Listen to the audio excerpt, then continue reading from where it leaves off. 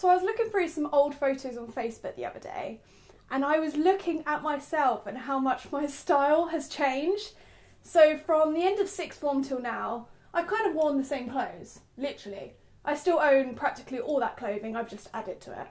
But from like year 8 to now, boy have I changed. And I don't just mean style, that's originally what I was looking at. Sometimes I look back and look at the clothes I was wearing and try and find inspiration for other outfits that I can make out of my wardrobe. So when I was looking back at like my old photos with my school friends and things like that, I started to think about how I had changed as a person. The things that I thought I needed to worry about when I was in year 7 and year 8, I definitely didn't need to worry about. And so that's why I thought I would do a video on things that I'd like to tell my teenage self or other teenagers out there. Or not even just teenagers, just general people that might want to know some of my views and thoughts. As long as you try hard in your exams and at school, that is all that matters. Don't listen to anybody else. I absolutely loved art, really loved art GCSE. I mean, I've always loved art. And my art teacher ended up making me cry many times because they basically said that I wasn't doing it right, I wasn't doing the right thing. I needed more paintings in my book. I needed a different style. I needed to scrap that final piece. I needed to do something different. And I tried really hard on my artwork. I spent so many hours. I definitely spent more time on art than anything else. And my art teacher basically said at parents' evening that I wasn't going to do well. I wasn't trying hard enough, even though my mum knew that I was trying hard enough. And it really got me down. It got me down so much that I then struggled to do any art because I was thinking so hard about it. And it comes down to my teachers. It really does. I went to an amazing school. My teachers were amazing, but 1 or 2 teachers really got me down and affected me in these lessons. And luckily, I had some great family members like my granny and my Auntie Julie and my Auntie Alex and, you know, people like that that really helped me and picked me up and inspired me again, because that's what I needed. And some teachers just weren't inspiring enough. And I really thought I was going to fail it. I really thought I was going to fail art, and I ended up getting an A star. I suppose what I'm telling every other person out there that's younger than me and my younger self, don't listen to the people that put you down. Whether it's a teacher, a student, or maybe even a family member. As long as you try your hardest, that's all you can do. And hopefully the results will follow. I'm trying really hard not to do this because they make so much noise and I'm worried about the microphone, so fingers crossed. I'm really sorry. And while we're talking about me right now in front of you, let's not talk about the hair. It needs a cut.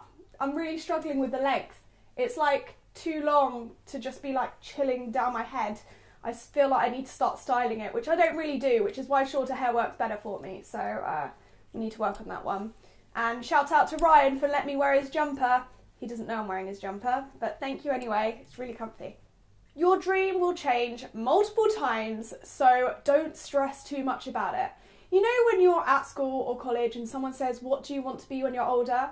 The chances are it will change multiple times if it hasn't already.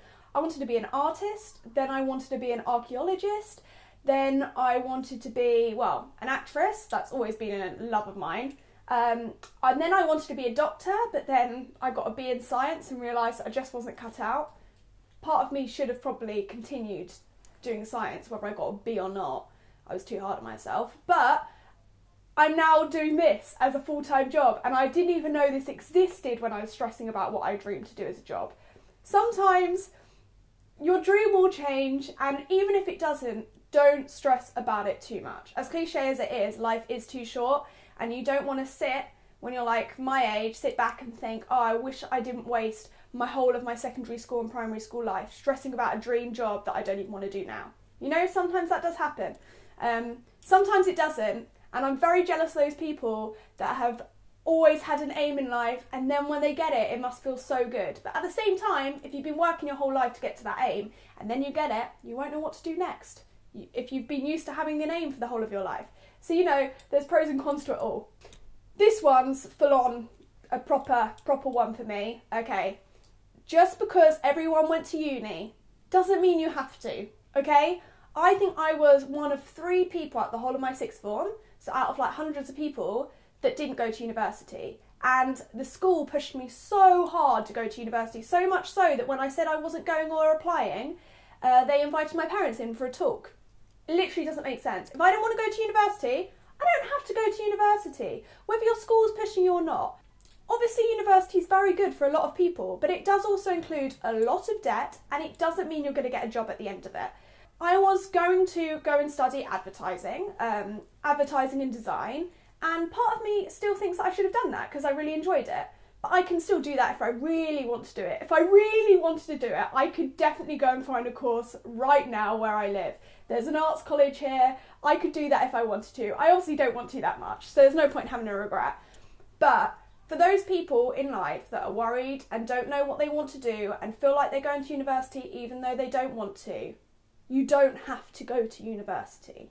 In this day and age, there are so many people going to uni because they feel like they have to, but it's not helping you in any way. And I know a lot of people that have come out of university and now gone and done something that I'm doing, you know? There's a lot of jobs now out there that you don't need a degree for because lots of people are working for themselves. Lots of people are entrepreneurs, lots of jobs are being created day by day online, and you don't need a degree for that. Sometimes you need experience for jobs, you know? If you want to work in the film industry, go be a runner, work your way up, get a part-time job and start creating short films and entering them into competitions if you want to be a filmmaker. Don't get me wrong, if you want to be a doctor, you need to go to university. If you want to do something to do with engineering, the chances are you need to have a degree in maths. I don't know. But there are other jobs where you don't need that, or you need an apprenticeship, and if you have an apprenticeship, you'll get into that job quicker.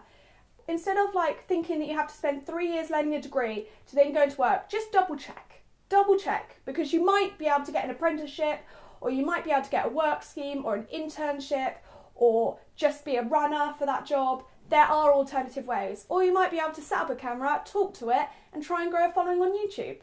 Although it does take a while until you can actually earn money, and these days it's not always a viable option because YouTube's a pain in the bum. But still, what I'm saying is there are alternative routes, and I was really worried that I was going to regret not going to university because everyone did. But I'm happy now that I didn't, because I feel good in life. I feel good. Puberty will kick in at some point, younger Grace. I think I was the only one out of my friendship group that hadn't started at period. Just didn't really start puberty until I was, 16, I think? Pretty sure I lied and said that I'd started at 15 to them all when I hadn't, because I felt really weird about it. A lot of them started really young, at like 13, and I just didn't. And I started to freak out a little bit about it, and I started to think, is there something wrong? My mum didn't start till she was a bit older than her friends. Amelia didn't start till she was a lot older, so it is in the family. But at the time I was stressing out for no reason. If you're stressing out about puberty and all that, really, really no need to, trust me, because then when it hits and you're having those period pains and you're rolling on the bed in the morning and you feel awful, you'll wish that you didn't hit puberty. Yeah. Gosh, so many times I'm like literally in agony because my stomach hurts so much, and I think, I can't believe I stressed out and wanted this. I can't believe I was actually sitting there being like, please can I start my period because everyone else has. Because boy, if someone could take it away and say, you're going to start puberty in 5 years' time, I'd be like, thank you, everyone. And also I'd be really happy if I didn't have to wear a bra, so that too. Sometimes I don't though, you know, sometimes I don't. And finally, you'll find someone eventually, Grace. I feel like so many people stress about things at school that they don't really need to stress about. And I don't know why I did this, because I'm not that kind of person. But I kind of wanted a boyfriend. I wanted someone that would care for me and I'd love them and we'd be able to share our lives together and things like that. And the older I got, the more I thought, oh, is there something wrong with me? Is there some reason why guys don't like me? Because I really didn't have, like, a proper relationship before Ryan. In fact, I dated, like, one guy, and I don't think you could say I dated him because I met him on holiday and then we saw each other a few times every now and then when we crossed countries. No guys really showed interest in me. And thinking back, I thought I fancied people, but now I'm with Ryan, I know that that was not fancying someone, that was just me kind of wanting a boyfriend or a relationship of some kind. But it will happen, and when it happens, it will be worth the wait and it will be amazing. There's nothing wrong with you. Just because boys haven't showed interest, it doesn't mean there's anything wrong with you, because some amazing guy will eventually show interest and be willing to spend the rest of their life with you. Well, hopefully. Ryan, comment down below if you think otherwise. This might be a bit embarrassing. No, it isn't. I know where we stand. We're quite truthful with each other. And there we go. I hope some of you might have found that interesting. Whether you're younger or older and you just wanted to see an insight into my life and how things have changed, or you want some advice to your teenage self. If so, I hope you found some of that helpful. If you didn't, then, well, you just got an insight into my mind and how I've changed as a person. I might seem very confident and sure of myself now, but when I was younger, I wasn't. Behind the confidence, I've always been confident, but behind that, there were some worries. This video was inspired by Lucy Moon's video, so I will put that down below in the description. Check that one out. And I'd like to say thank you very much for watching. Please, please click that subscribe button, and I will see you tomorrow on the daily vlogging channel or next week on this channel. Bye bye.